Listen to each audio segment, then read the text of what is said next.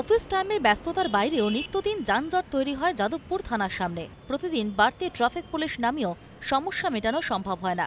কলকাতার অতি গুরুত্বপূর্ণ এই অংশে যানজট ঠেকাতে এবার তাই উড়ালপুল তৈরির সিদ্ধান্ত নিল রাজ্য সরকার। ঢাকুরিয়া সেলিমপুর থেকে সুকান্ত সেতু পর্যন্ত তৈরি হচ্ছে নয়া উড়ালপুল। সেতুর একটি অংশ চলে যাবে সাউথ সিটি মলের সামনে। 1.3 কিলোমিটার দীর্ঘ হচ্ছে এই উড়ালপুল। উড়ালপুল তৈরিতে খরচ হবে প্রায় 100 কোটি টাকা। সেলিমপুর মোড়ের কাছে ঢাকুরিয়া ব্রিজের সামনে থেকে উঠবে এই উড়ালপুল। উড়ালপুল যাবে গড়িয়াহাট রোডের ওপর দিয়ে যাদবপুর থানা পর্যন্ত। যাদবপুর থানা থেকে সেতুর একটি অংশ চলে যাবে আনোয়ার শাহ রোডের দিকে।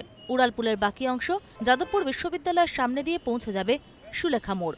ঢাকুরিয়ার থেকে ওই আমাদের শ্রীকান্ত সেতু অবধি একটা ফ্লাইওভারের পরিকল্পনা আছে। মুখ্যমন্ত্রীও এটা আমাকে নির্দেশ দিয়েছিলেন যে একটা ফ্লাইওভার যদি ওখানে করা যায়। আমরা ডিপিআর করতে দিয়েছি, স্টাডি চলছে।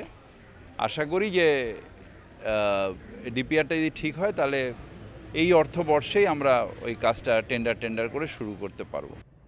উড়ালপুলের নকশা সংক্রান্ত বিষয়ে বিস্তারিত প্রকল্প রিপোর্ট বা ডিপিআর তৈরির কাজ শুরু হয়েছে।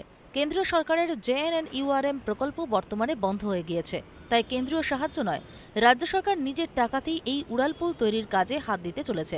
এখন তো JNURM বন্ধ হয়ে গেছে, তাই স্টেট ফাইন্যান্স থেকে এটা করতে হবে, আমাদের বাজেট থেকে। পুরোটাই KMDA স্টেট গভর্নমেন্ট ফাইন্যান্স করবে। নগরোন্নয়ন দপ্তরের কর্তাদের দাবি, এই অংশে জমি জটের কোনো জটিলতা নেই। উড়ালপুলের পিলার তৈরির ক্ষেত্রে শুধুমাত্র KMCর জলের লাইন নিয়ে খেয়াল রাখতে হবে। জুন মাসের দ্বিতীয় সপ্তাহের মধ্যেই ডিপিআর বা বিস্তারিত প্রকল্প রিপোর্ট হাতে পেয়ে যাবে KMDA। রাজ্য সরকার চাইছে দুর্গাপুজোর আগেই এই সেতু তৈরির কাজে হাত দিতে। আগামী 2 বছরের মধ্যে যাতে এই সেতু তৈরির কাজ সম্পন্ন করতে পারা যায় সে বিষয়ে টেন্ডারে উল্লেখ করে দেওয়া হবে। ক্যামেরা সুদীপ গুচাইতের সঙ্গে আবির ঘোষাল, ETV নিউজ বাংলা, কলকাতা।